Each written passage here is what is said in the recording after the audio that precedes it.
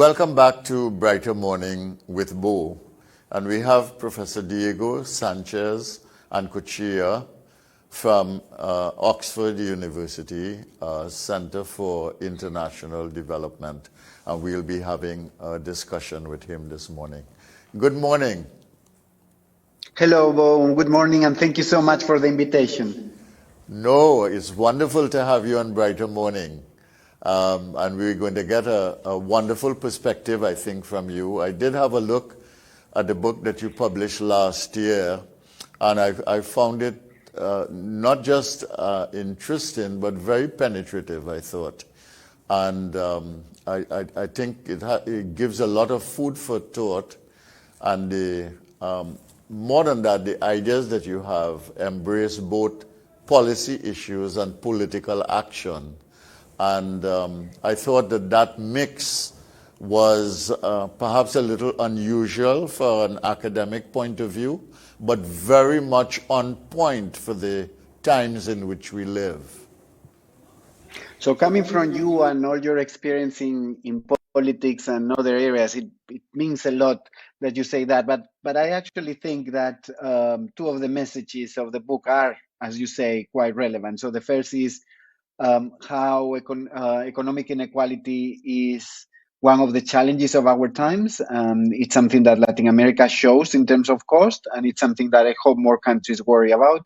But the second is, as you say, is that we cannot think about solutions without thinking about the links between policy and politics. We tend to think about what are the policy measures that we need to adopt, and then to think about politics as two things that are independent. But actually thinking about them together, it's primarily think, and it's important also for policymakers to think about. I don't know if you agree, again, given your experience. No, I do agree. I mean, that's why I found your book so interesting. But I want to take you back a little bit into your research work and your knowledge of Latin America and the Americas. And to ask you, I know your book focuses on the costs of inequality and the things that we need to be alert to in the world system because of it. But talk a little bit about what you might call the nature and character of poverty in Latin America. Yeah, so I think if I can say is that one of the messages for me is that we cannot think about poverty without thinking about wealth, that those two things are directly connected, that clearly much of the problem with poverty has roots in discrimination, has historical roots, and has roots on an economic model that doesn't provide enough opportunities for people. But those things are also connected to the fact that Latin America, and actually not Latin America, as you were saying, also the United States or other parts of the Americas, are characterized by significant concentration of income and opportunities at the very top. So I guess one of my messages is that when thinking about the character of poverty, when thinking about the instruments and the reasons and the drivers of that poverty, from discrimination to racism, to an economic model that is not dynamic enough, to political exclusion, we should also think about a model that is being driven by a very small part of the wealthy elite. And let's remember that most Latin American countries have a higher share by the top 1% and the top 10% than almost any other country in the world. And in that way, they are also quite similar to the United States. And I think that's why, as you were saying, thinking about the Americas makes a lot of sense. Yes. I mean, when I first learned that the Americas was the most unequal region in the world, I was quite shocked, because I always thought, I knew that there were massive amounts of poverty in the world, that 1 billion people who were just under the poverty line in the world system, and that it was horrible. but I never associated originally the Americas as the place of the greatest divisiveness in terms of economic inequality. So that, in a sense, kind of shocked me into an awareness which was important. And of course, I read a number of things, but when I got to your book, I realized how penetratingly you had analyzed it and how committed you were to trying to find a solution to this. Because you say it's hard and it's very, very difficult to achieve a solution, but you are optimistic, you think that it's doable. You want to respond to that? Yeah. So more than doable, I think we just have a duty of hope, right? That and I tell that to my students as well that come from all across the world. We cannot simply say this is too difficult, we cannot do anything. We have the responsibility of trying. And I guess where I'm optimistic, Bo, and I hope most of the people that are listening to us, despite all the skepticism about politics, remain optimistic, is about the role of politics to change things. We live in a world in which we are all very pessimistic about political institutions and politicians, and sometimes we repeat that they are all just corrupt and they are only in their own interest. I think some of the most historical successes from the Scandinavian countries to Costa Rica in the Americas were successful because of the role of political actors that were receiving pressures from society. So I guess where I really want to remain optimistic is about the power of politics to change more than we normally assume.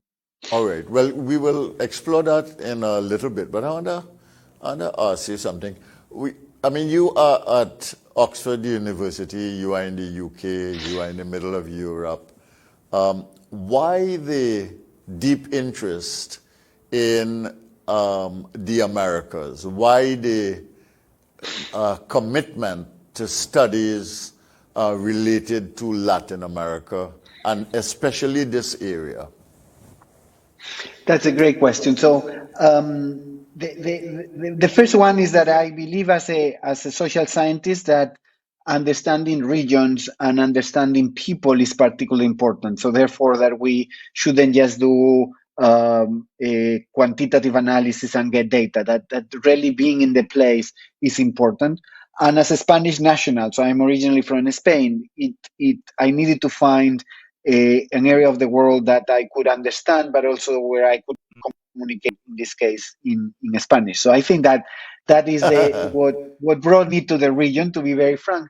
But then when I got there, I just found it fascinating. And I think it's fascinating because it's full of opportunities, full of people with hope, people with dynamism, but at the same time, it's one of the regions where institutions and history is constraining the opportunities for development more. So I thought it was a great example of both the potential but the limits of development in the global economy.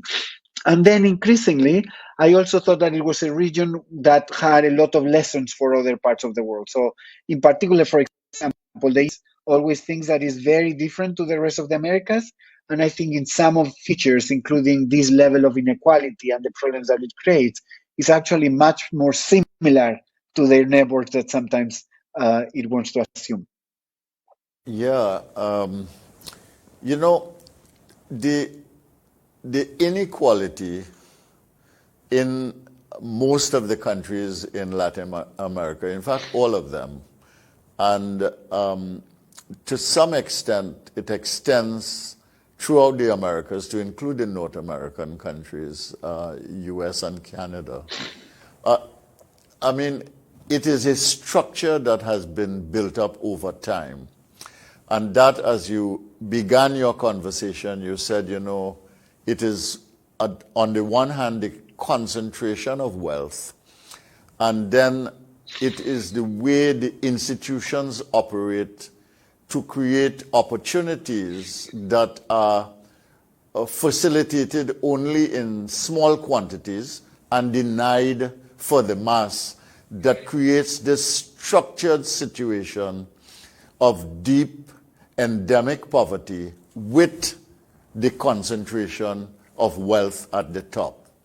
Now, given that these things are so structured and that the political system, in a sense, thrives and supports to a large extent the continuation of this, no matter what politicians say on the public platform, how do you think we might begin to address this? Use an example, if you want, of a single country, because when you talk about the Americas, it's too big.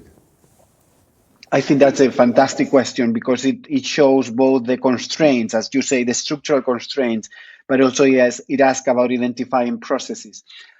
Let me take you to actually Costa Rica in the 1940s, Right. which I think it's a great example. So Costa Rica was a small country with levels of mortality rates that were similar to neighbors like El Salvador.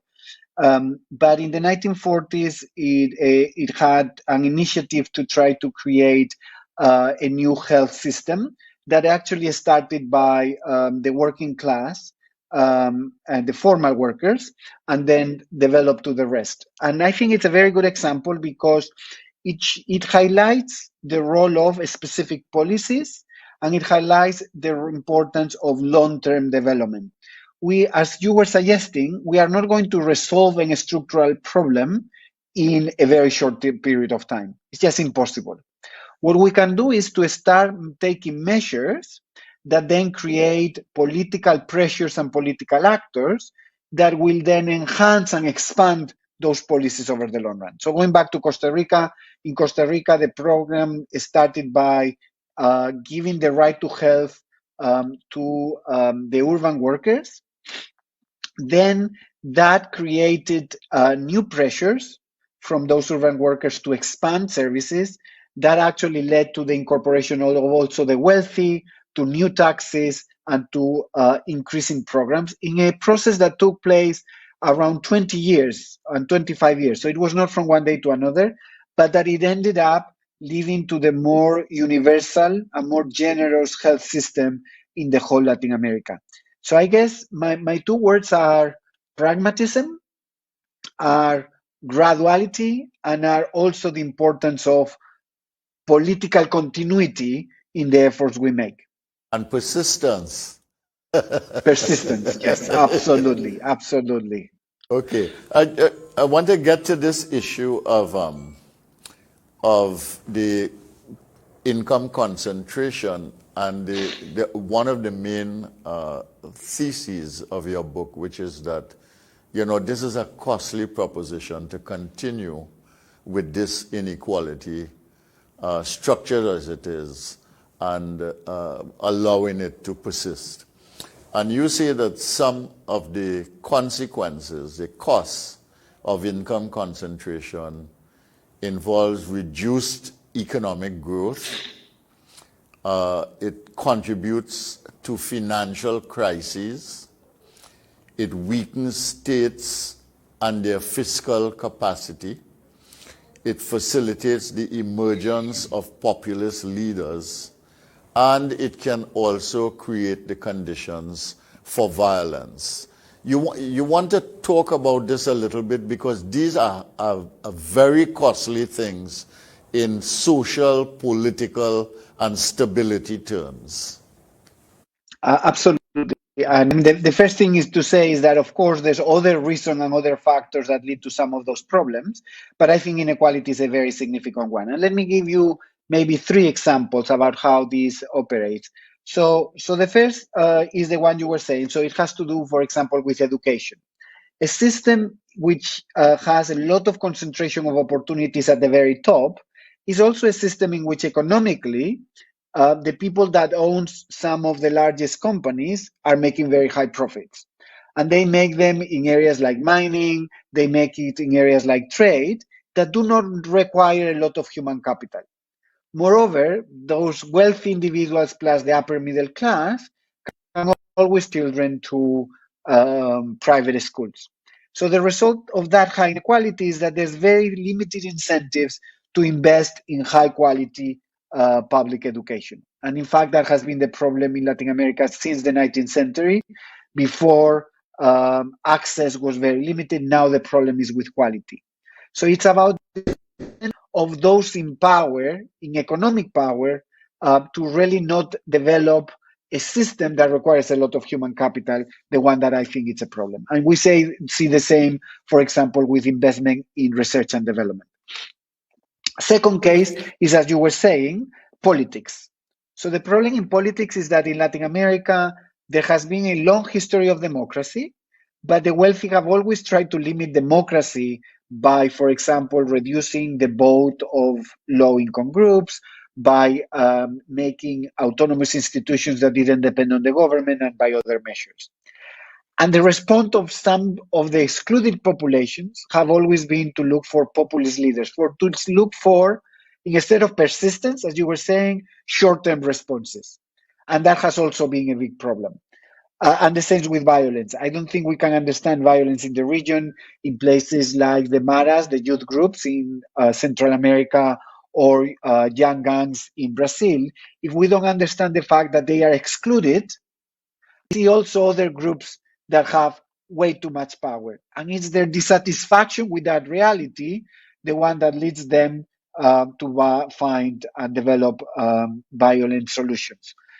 So I think there's different instruments through which the power of the elite leads either to social dissatisfaction or to the wrong policies, and that perpetuates some of the causes that you were mentioning.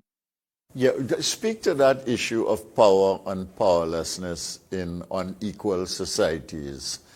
Talk about it a little bit and what it actually means in terms of the opportunity gaps and the capacity for, what can I say, psychological distress, really, in societies such as that. I think you are so right, and so let me put a couple of examples. First, I think for me, power versus powerlessness is about the ability to actually influence the direction of your society. So a society that is very unequal is as normally a society in which democracy does not work nearly as well as we could, because actually having a phone and calling the president, which is something the very rich can do, gives you much more influence over policy than voting regular elections. And that leads to a whole level of dissatisfaction, but also lead to a lot of mistrust. So powerlessness comes together with mistrust on institutions, on the police, but also on your neighbors. So I think it's precisely the feeling that you don't control your destiny, but that others actually can set the agenda, the one that leads to, as you were saying, some of the psychological responses and also the mistrust that dominates in some of these societies. Emerges, yes. Yes, yeah, I think that element of mistrust becomes very, very critical in being able to do anything in the society. You know, I want to ask you a question about education, and I will show you why it's so important, let's say, to Trinidad and Tobago. One of the key points you make here as you make your arguments in the book is that, you know, the structure of the education system and the way the results emerge can, in fact, structure the inequality proposition in the society. And in Trinidad and Tobago, for instance, at the level of primary school, we have about 12% of children who do not complete their primary education. And then when we get to secondary school, we have a situation where when the kids come to take what is here the Caribbean Examinations Council exam, which is the equivalent of O-levels in the UK, about 50% of the children do not secure 5 passes. Now, that's a very high percentage. So it means 50% can go on to opportunity, either in simple jobs or in higher education or further education. And we and in that group, there are some that are significantly world class. That is to say, they are best in the world in what they do, and they go on to do very, very well. But that's a small percentage. But the 50% in that situation, really, it's a problem for the society. And from your knowledge and reading on Latin America, isn't that a blueprint for basically structuring economic inequality and huge disparities in the society? And therefore, that problem of the 50% who do not benefit from education in a way that certification can allow them to thrive really becomes an area that we must concentrate on, or we will have a big problem. I think you are so totally right, and you mentioned something that we have not discussed before, which I think it's important to mention, which is the vicious circles of inequality, and it's the idea that if you don't resolve exactly what you say, you run the risk, as you say, that bad results in education lead to low economic opportunities for too many people, and that leads to high inequality, Yes. and then politically to even more less investment in education. I think there's two reasons why we need to solve the problem that you mentioned. One is it's a moral obligation to try to give opportunities to people, but the other is that a society that doesn't do that will not grow steadily, will not have a population that is committed to democracy and to political discussion, and will simply not have any opportunities for all. So I absolutely agree with you that that has to be a priority for any development agenda of a country like Trinidad and Tobago. All right, I'm going to ask you a very difficult question, but it's a question that is on the minds of thinkers everywhere now, and it certainly is raised and addressed in your book. And that is this: have we come to the point where the consumer-driven market economy has reached, you might say, its endpoint and requires a rethinking? And secondly, correspondingly with that, do we need to rethink what democracy is beyond the understanding that democracy means having an election? So let me start with the latter. I think so. I think yes, but without throwing the baby with the hot water, as we say. So Bath water, yeah. I think bath water. Really sorry. Yes. So I think it's extremely important that we understand that democracy is about having public debate. It's about having vibrant social movements. It's about giving people different ways of participating in society. But I also think that formal democracy is important, that we need to strengthen political parties. We need to actually make the election more meaningful. So I think it's about both. It's about deepening democracy, making a change in democracy, but also accepting that elections remain important. On your first question, I think if we think about what's one of the big discoveries, if you want, and maybe discoveries, but creations of humankind in the 20th century, is the mixed economy. It's an economy that had a dynamic private sector, but which had a public sector that did a lot of different things to make sure that people were protected, that people had opportunities, as you were saying, with education, that people had the ability to be protected in their labor market, etc. So if we think about some of the countries in the world that were having more successful at creating welfare, are countries that mixed in very creative ways the market with the state. And that's why I get very upset and very nervous when people have very simplistic discussions about the state versus markets, about the public sector versus the private sector. the 20th century show us that we will get the best outcomes when we have a very efficient and very successful public sector that builds productive partnerships with the private one. Okay. You say here that reducing inequality is increasingly difficult, but by no means impossible. If we combine the right policies with the right politics, we can create a more equal future. Given what you've just said, mixed economy on the one hand, strong government, but also strong competitive private sector, and social policies which address the inequalities and inequities in a society. What kind of mix of policies and politics do you need in a society to make this a viable proposition? That's a great question. And of course, it varies depending on countries. And I think we should avoid one size fits all. But in general, what are the things I think we need to think for or look for?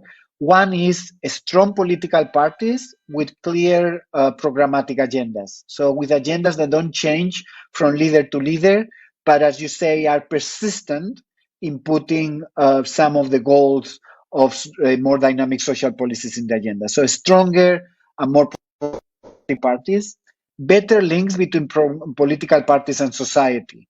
Many times we see social movements and social protest as a problem instead of as an opportunity to have the voice of people entering into the political arena. Third, I think in terms of policies, as you were saying, universal social is one of the places where I would start. So I think the more we are able to cover a majority of the population with good healthcare, with good health pensions, with good education, the better outcomes we are going to get. And I also think that we should remember that those social policies will also have a positive impact on a more dynamic economy. Again, we have false dichotomies between redistribution and a dynamic economy. If we do what you were saying, improving the quality of education for the 50% that we are not covering well, we will then have a much better educated labor force that will create a much more dynamic economy. So stronger political parties, more universal policies, and understanding the link between universal social policies and the labor market, I think are important things to try to put at the center of the agenda. All right. I want to ask you something which is linked. It's not mentioned in your, I mean, you don't focus on that in your book, but one of the consequences, I think, of this structural inequality is, in fact, the migration which has exploded in the Americas. It's a worldwide problem. I've been doing some work on this recently, and I mean, the number of people, I could not believe, 4.5 million stateless people in the world. You have about 36 million children who are part of the displacement. You have 80 million plus people displaced in the world. And of course, we, living in Trinidad and Tobago here, we've had the experience of Venezuela next door. This inequality question, what is the connection?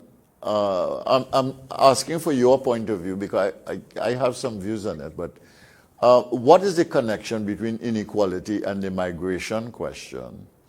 And if you want to address rationally the migration question, don't we have to address the inequality question by things like investment, trade, development issues, policy issues, the political participation issues, almost country by country to get it right? Because you talk about something that I find very attractive, which is the good society and the right policy mix.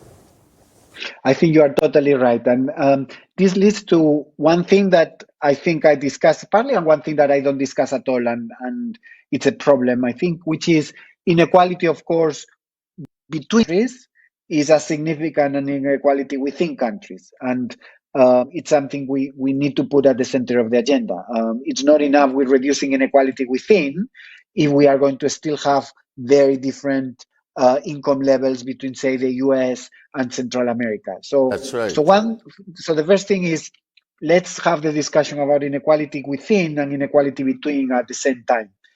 But the second is everything you said, that obviously we have been discussing, you and I today, that when you have very high inequality within your country, you will have the wrong institutions and the wrong policies, and therefore will not have enough economic development.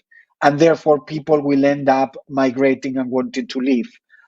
So I think we need to resolve that issue, and we need to think about how people that migrate can become a political and economic force in the countries they left to actually introduce change as well. And this is something that is particularly important, for example, for the Dominican Republic or for Central America, where actors that are outside could hopefully become a strong and active political force to change the countries they left.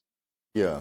Given the President of the United States, Mr. Biden, has said recently, and his administration has been sending signals that they intend to pay some attention and place some emphasis on policy in the Americas. And we've had that situation in Afghanistan, which has turned out badly after 20 years. And I think there is a kind of common understanding now, perhaps not articulated fully as yet, but I think there's a kind of understanding now that there is no problem that you can really solve properly by a military intervention. And if we work backwards from those things, and given the level of, what can I say, neglect of the Americas in terms of the United States' perception of what is necessary to cause simultaneous development of the countries of the region, do you think that they are likely, that the American administration, the US administration, is likely to see now the necessity, given the migration question, which is really at their doorstep, do you think that they are likely to see trade, investment, development, policy fixing, transformation, and getting the politics right, even in the ideological divide that dominates the Americas? Do you think they are likely to see this as a necessity in terms of American intervention for public good this time? So I think so, but at the same time, I'm skeptical about their commitment to actually follow through. So clearly, when you think about the role in Central America, they have talked much more about governance. They have talked much more about the need to reduce the power of the elites. They have talked about the need to have a more dynamic economy as instruments to reduce migration. But at the same time, I don't know that they want to commit the amount of money and the amount of persistence, as you were saying, to try to make this happen. And I think they are also confronting the idea of what to do with political leaders like Ortega in Nicaragua or like Bukele in El Salvador that are not very democratic and that are not promoting a more equal governance. So I'm more optimistic in terms of their rhetoric than in terms of their actual actions and commitment to promote real change. Final question, quick response. Don't you think the geopolitics of the Americas now kind of forces the hand of the United States to pay attention? I mean, China is all over the Western Hemisphere now. Russia is present in Venezuela. you have situations in which countries, even countries like Turkey, like Iran, are taking an interest here.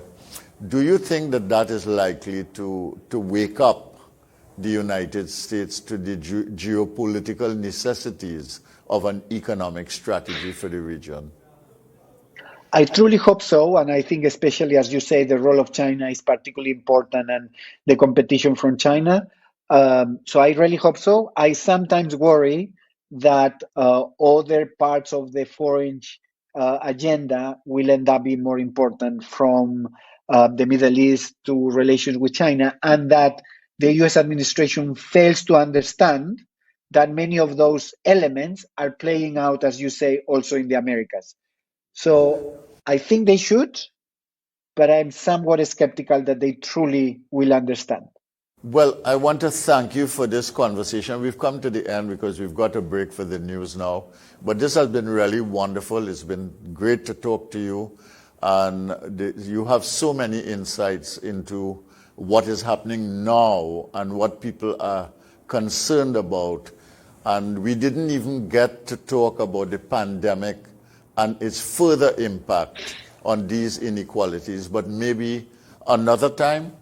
And I just want to let you know that I've referred the Secretary General of the OAS, with whom I have conversations from time to time, to your book. Thank you so much. I would love to be back. It has been a fantastic conversation. And I have to say that I love the title of your program, Brighter Morning. It seems to me that is exactly what we need to think about when thinking about this topic. Well, thank you so much, Diego. It's been wonderful. Well, thank you for watching. This is MCTV, Multicultural TV, and you have been watching Brighter Morning with Bo. I am Bo Tiwari, signing off and making way for Andrew Chan and the 8 o'clock news.